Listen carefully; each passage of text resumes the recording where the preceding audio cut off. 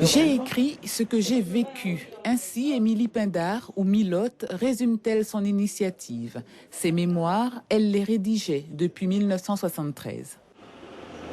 Quand je partais, les enfants en âge de scolaire pour continuer les études, vous avez Maurice qui était inscrit au lycée La Canale, et Marie-Françoise à la Sorbonne, et Monique était où ça?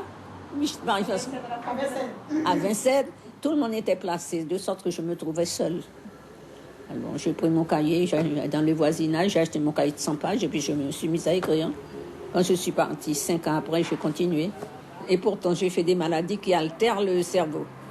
J'ai fait le paludisme qui s'est compliqué en fièvre pernicieuse. Ensuite, à Paris, j'ai fait l'encéphalite. À Cayenne, j'ai fait la typhoïde.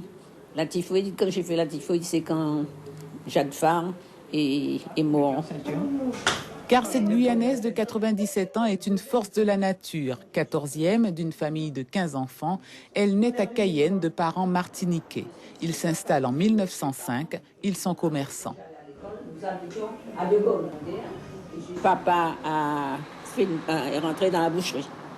Les Brésiliens lui ont fourni du bétail et il est rentré dans la boucherie. Parce qu'avant, il était en Martinique avec mon oncle dans une boulangerie.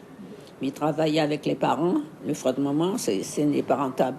Alors il a dit à maman, il n'y a côté de café et Cayenne, la Guyane, nous qui entrés. Ils sont venus ici et papa s'est mis dans la boucherie. Alors, dans la boucherie, et quand il est mort, c'est mon frère qui avait pris la succession. Tout le monde connaît Roland Clouette.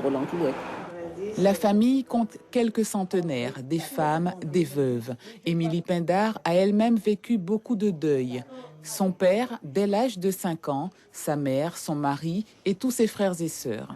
Cette mère de 6 enfants, avec le tempérament qui la caractérise, n'hésite pas à dire qu'elle est née pour commander. Ah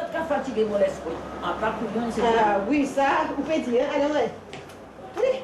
C'est si bon de pouvoir s'embrasser et de recommencer. Ainsi n'était-il pas possible qu'Émilie Pindar s'en aille avant la publication de ses mémoires.